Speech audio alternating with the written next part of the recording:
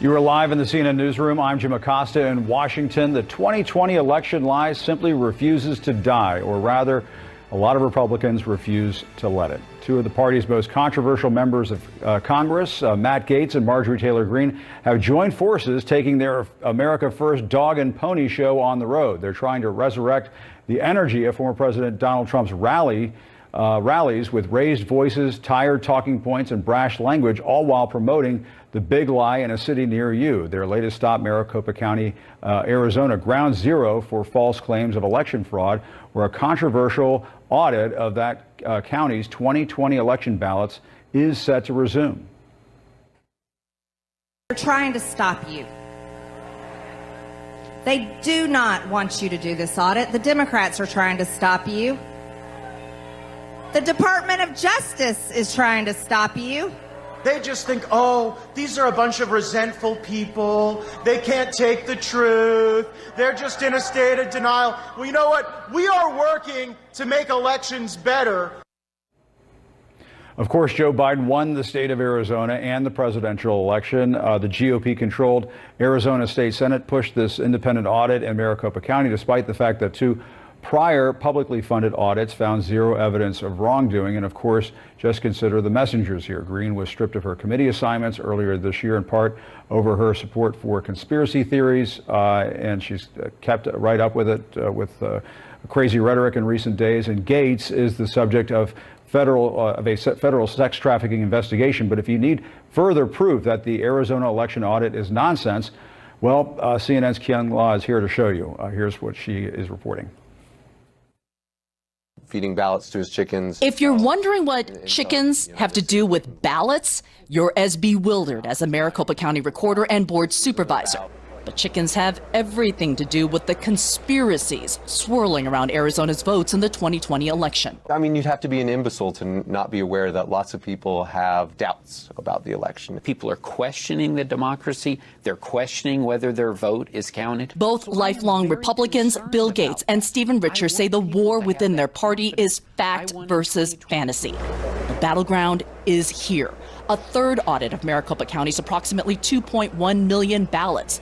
But this review is unlike the others in just about every other way, including that it's being run by the Republican-controlled Arizona Senate and its little-known contractor, Cyber Ninjas.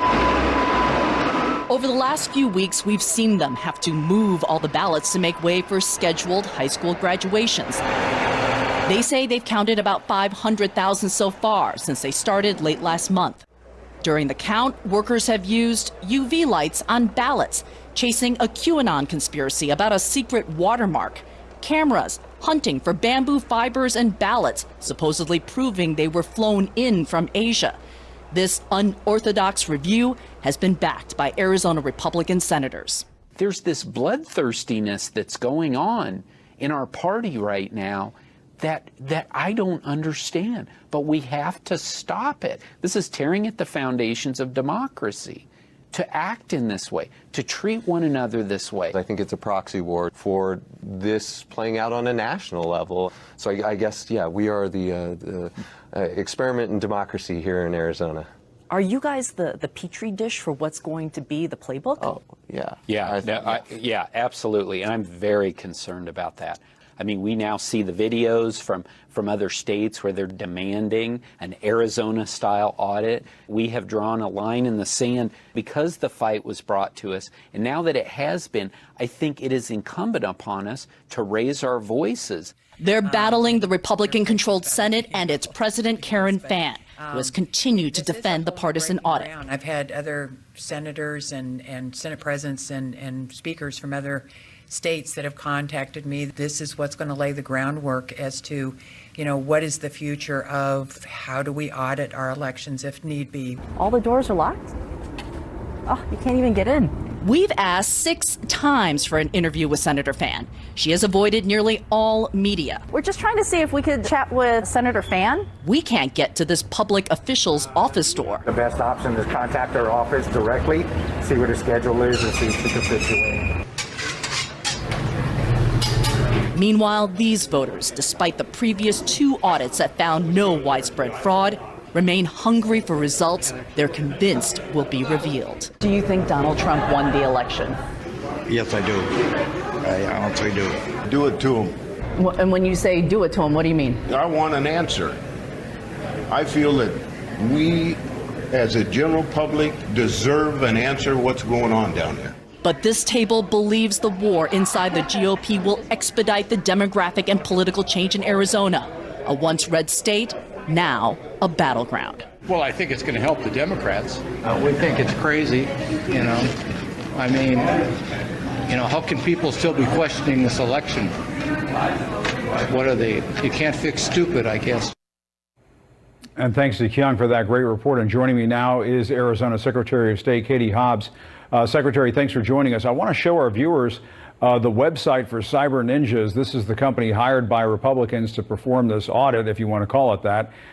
Can the people of Arizona trust these findings? And what do you make of you know, some of the voters in your state featured in Kyung's piece who appear to be led astray in all of this? Well, led astray is a very good way to put it. I heard someone say in the previous report that they want answers. Well, we've provided all the answers. The answers are there. There was no fraud in this election. The results we certified were accurate, and the election was over.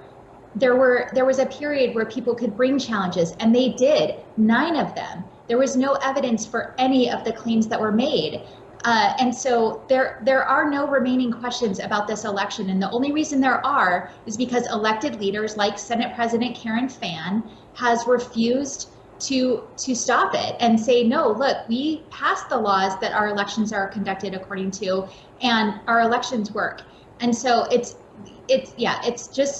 so frustrating. I can't even, I'm at a loss for words at this point of how frustrating it is.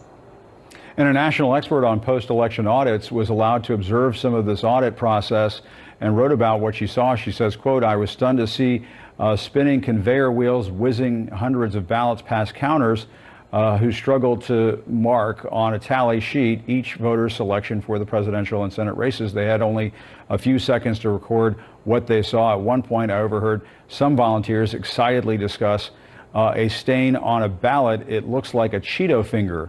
One said, like someone touched it with cheese dust. This had to be suspicious. Their teammate agreed." Let me just ask you, I mean, what is going on here? This sounds like it's just making a mockery of the process. Well, that's exactly right. And I've said that many times, that it is making a mockery of the process. The folks at Cyber Ninjas and their contractors that are conducting this exercise, I very much hesitate to call it an audit. They don't know what they're doing. They have no election experience. They have no auditing experience. And the procedures that are in place, you mentioned the spinning tables, that looks really fancy and official. It is just for show. And they're not following any type of best practices for any type of audit. And there are very specific best practices that you would want to have in place in terms of procedures for an election audit, and they're not following any of those. And really, the procedures that are using are making a situation that is prime for cooking the books. And so we know already at this point, just from what we've seen, that we're not going to be able to trust the results that come out of this. Yeah, I was going to say, what if they come out and they say, we found all of this fraud? What do you see happening in your state? Well, in any type of audit, you should be able to replicate your findings, and the procedures that they're utilizing, or lack of procedures, I should say, really are making it impossible to do so. You're not going to be able to replicate whatever findings they come up with. And at the end of the day, this is really an exercise to continue the big lie, as has been said, and to continue to undermine people's confidence in our elections. And I fear laying the groundwork for, in 2024, setting up a situation where the presidential electors are rejected by a Republican majority Congress, if that's the case. And this is why it's so critical that we put a stop to this now. But it looks like you're powerless to stop it. And it looks like they're going to come out with these results. And I suppose there's the potential for these results to be announced, for them to be called into question by your office, and then you're left with a massive problem in your state. Can you trust these ballots or these machines? Again, I've seen some comments about how these machines just may be useless after this. Yeah, and that notice came from our office to the Maricopa County Board of Supervisors on Thursday, but this was not new information to them. We shared this concern from the very beginning, and we encouraged them to appeal the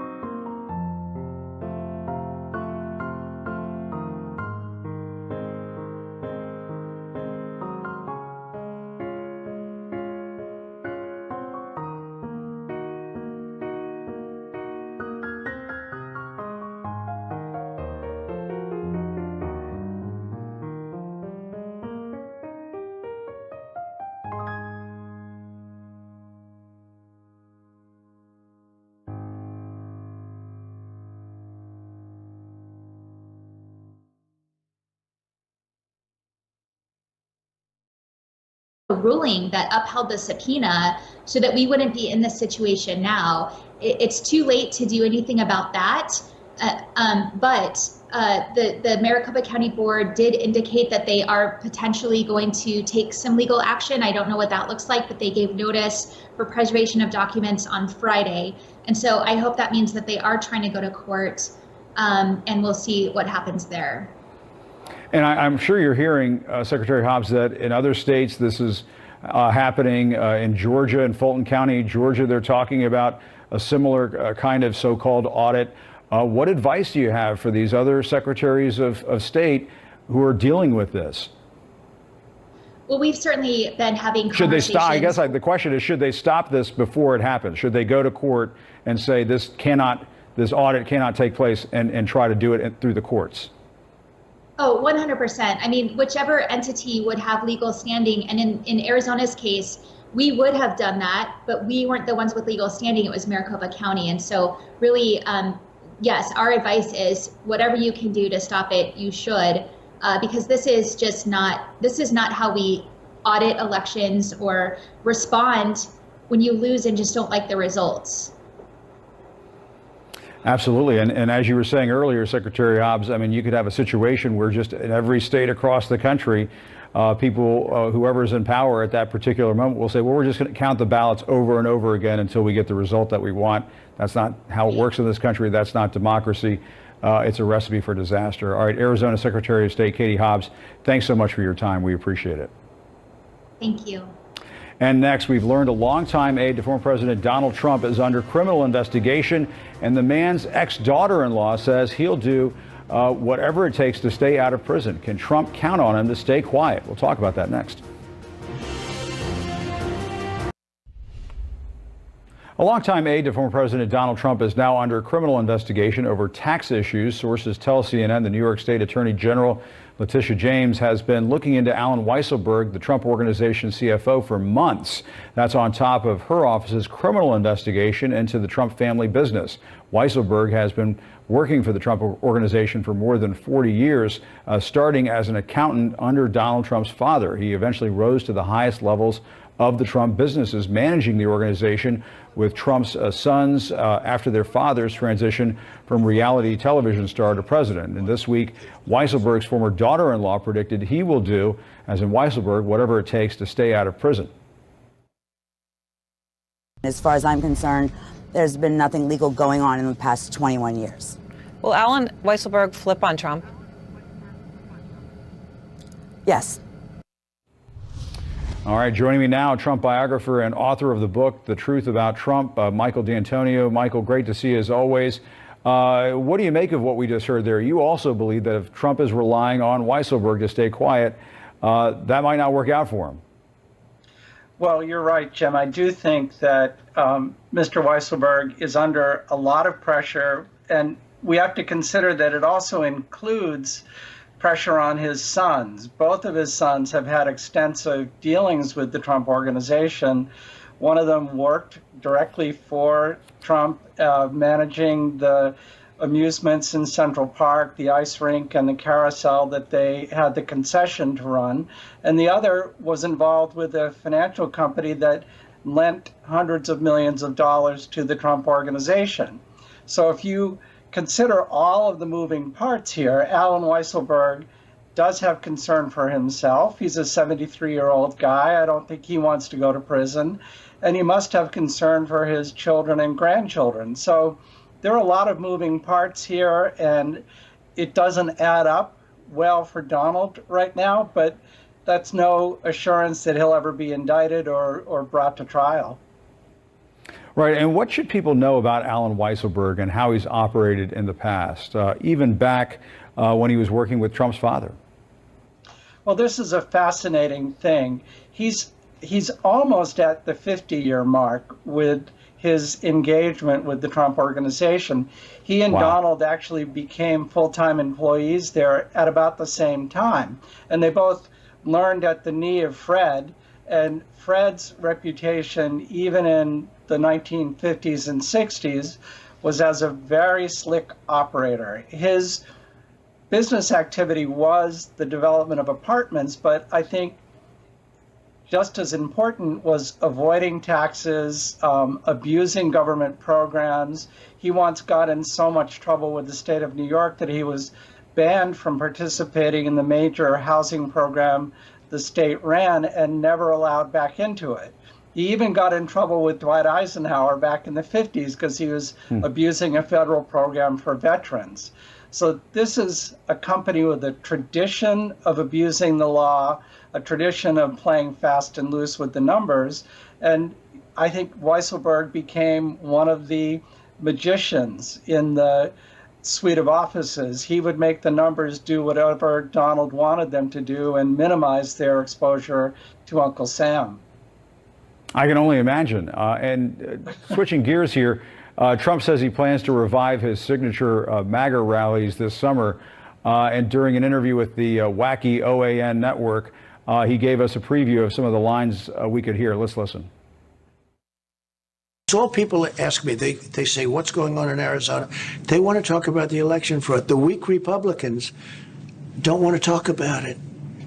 The weak or stupid or rhinos, or call them whatever you want. And yet the voter, the Republican voter, that's what they want to hear. They want to hear about 2020. They want to find out, is that something that should be turned over? When they rob a jewelry store of all the diamonds and they get caught, you have to return the diamonds. Michael, he's always talking about the family jewels for some reason, but I'll put that to the side. My brain is starting to hurt every time I hear Donald Trump talk about this.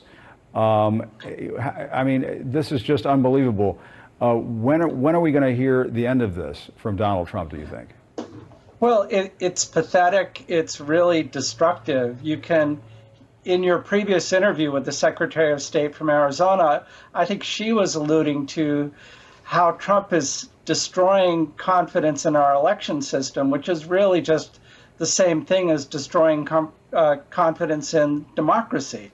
So this man has no commitment to the United States of America. He really just has commitment to himself, and he's desperate for attention. So right now he's getting attention for the legal troubles he's in, and he wants to shift that to these rallies. But I don't know that it's going to work. I think people have enjoyed him being off stage, and I'm not sure that beyond the MAGA faithful, anybody's going to pay attention to him.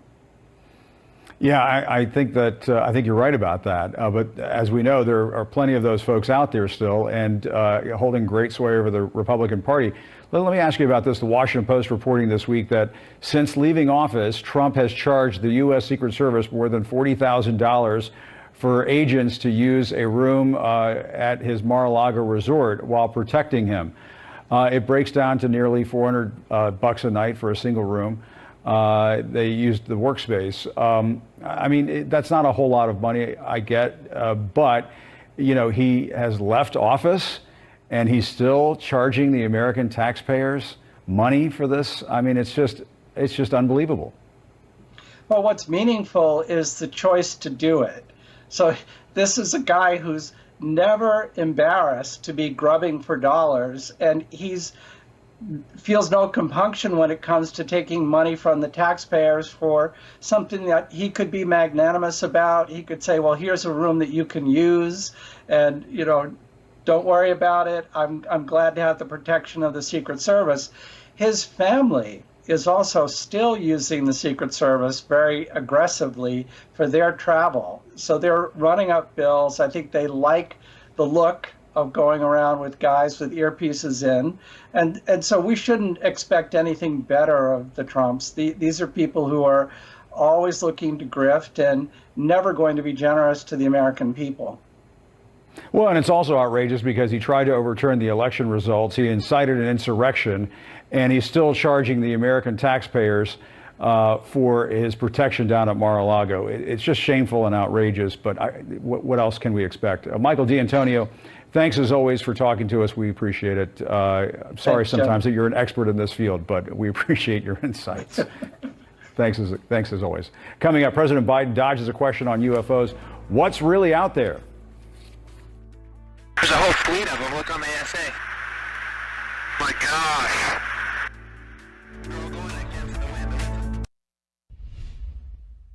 President Obama says that there is footage and records of objects in the skies, these unidentified aerial phenomenon, and he says we don't know exactly what they are. What do you think that it is? I would ask him again. Thank you. UFOs. Asked President Obama. President Biden ducking a question about comments from his old boss and that Obama made earlier this week about unexplained objects flying in the sky. The truth.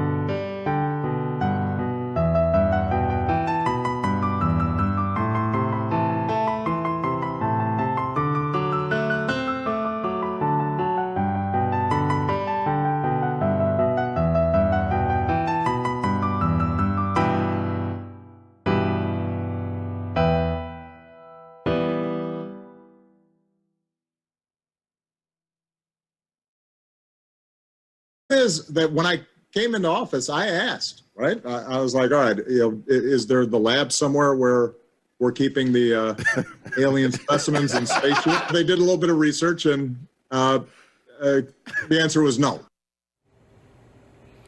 Obama also acknowledged something that the government has denied for decades up until recently. What is true, and I'm actually being serious here, is that there's footage and records of objects in the skies that we don't know exactly what they are. We can't explain how they moved, their trajectory. They did not have an easily explainable pattern. And more answers are expected from the government in a report that's out next month. In the meantime, a former Navy pilot told 60 Minutes he saw UFOs off the Atlantic coast every day for at least a couple of years in restricted airspace. Check out some of this footage right here. Just unbelievable stuff. What you're about to see stunned pilots as apparently there was a whole fleet of them. Take a listen. My gosh. They're all going against the wind. The wind's 120 knots from the west. Look at that thing. It's rotating.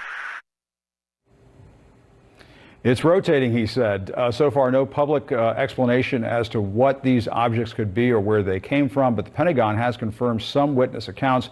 One pilot said he is worried and considers whatever he saw a security threat. And joining me now is former NASA astronaut and retired Navy Captain Scott Kelly. Captain Kelly, thanks so much for joining us. He's an expert on all of this. He has the astronaut's spacesuit in the background to prove all of this for us. Those are his bona fides right there. Captain Kelly, Scott, you have a theory about what all of this is. Do you think there's a logical explanation here? Well, Jim, first of all, I have no insider information at all, but I do have a lifetime of experience of flying airplanes in all different types of weather conditions, flying spacecraft.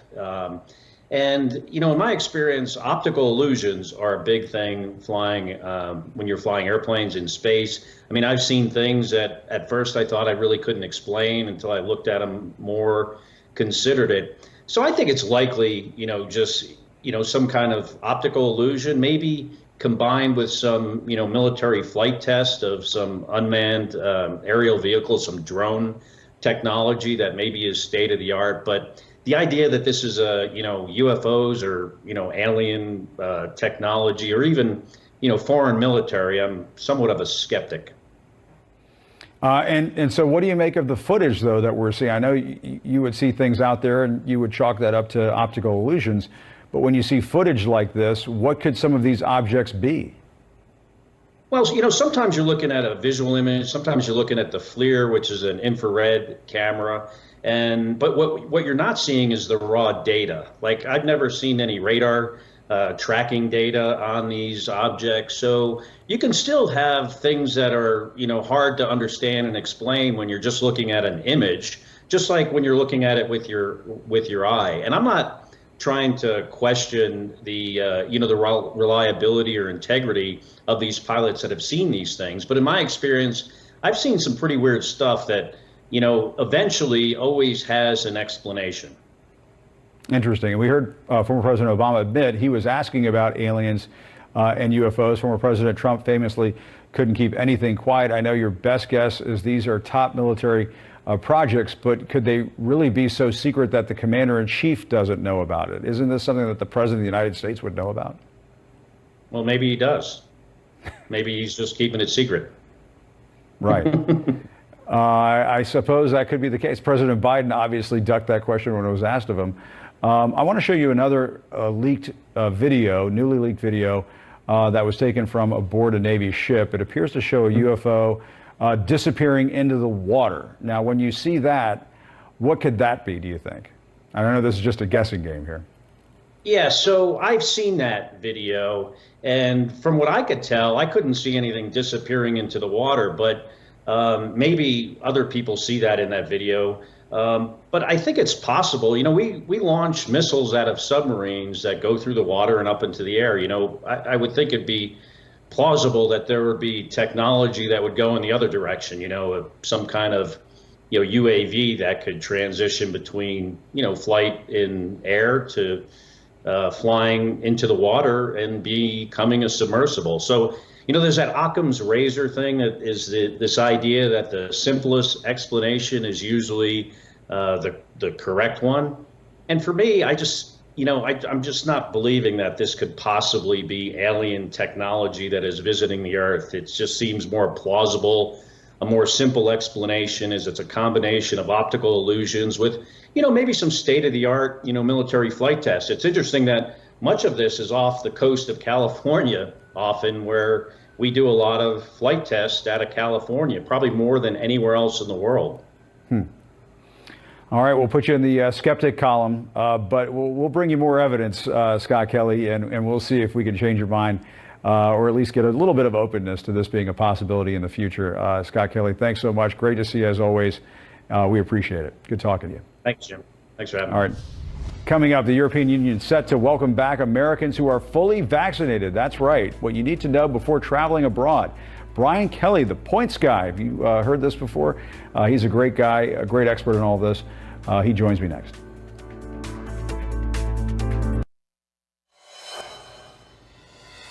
Grab your passport and your vaccination card. The European Union plans to open its borders to vaccinated travelers from countries with low infection rates. The date for when travel will be allowed again has yet to be announced, and while member states will likely have a final say on whether any additional testing measures will be needed, summer travel to Europe will likely soon be a reality. And joining me now to talk about this is the points guy. He's known as the points guy, Brian Kelly. Brian, great to see you. For Americans who have been itching to travel to the EU, where is it safe to travel right now? Well, right now you can go to Italy, Greece, and Iceland, and starting June 7th, Spain, and shortly thereafter, France. The whole EU is expected to vote as early as this week on opening up its borders to vaccinated travelers, but there's still a lot of questions in terms of what will allow you into the country, because we don't have a vaccine database in the U.S. So there's a lot of questions, but vaccinated travelers should expect to get into Europe this summer. Yeah, I mean, that's the question. The EU is also reaching an informal agreement to implement a COVID-19 vaccine passport that will likely be in effect beginning July 1st. What do Americans need to know before booking their European travel? Because I suppose it's possible, depending on what country that you go to travel to later on this summer, they're going to want to see some sort of proof of vaccination or a test result that shows that you aren't infected. There might be a few extra lines when you arrive at your destination this summer. Yeah, I mean, I expect the EU to come out with their own app where you can upload a picture of your vaccine card. But in the case of Iceland, you just show your CDC vaccination card upon arrival and they let you in. In the case of Italy, which just opened up last week, you have to take a special COVID-tested flight, meaning you get a COVID test 72 hours prior to departure, again at the airport on departure, and then again on arrival. So each country will likely have its own set of rules. That's true. And Europe is likely looking for a booming travel season to make up for a pandemic shock to the tourism industry. Are there any deals out there to entice travelers to come there? Brian, that's why we brought you here. You're the points guy. You know about the deals. What can you tell us? Absolutely. Jim, the deals this summer are to Europe and Africa. If you want to go to Hawaii or even Miami, get ready to pay through the roof prices. That's where everyone has booked their trips. So, we're seeing $2,000 round trip business class tickets on TAP Air Portugal. Using your frequent flyer miles, it's a great time to use them to go to Europe, and especially because using your frequent flyer miles, you can get your points back even if you want to cancel your trip altogether versus getting a voucher if you book a paid ticket. That's great advice, and also because those points programs, they're requiring more and more points as the years go on, and so it's sometimes a good idea to burn those earlier rather than later. All right, Brian Kelly, thanks so much. Great talking to the points guy. We'll see you again here soon. Thanks, Robin. Thanks. He has millions of listeners all around the world, so why is Joe Rogan worried that white men like him are being silenced? The latest controversy sparked over the airwaves.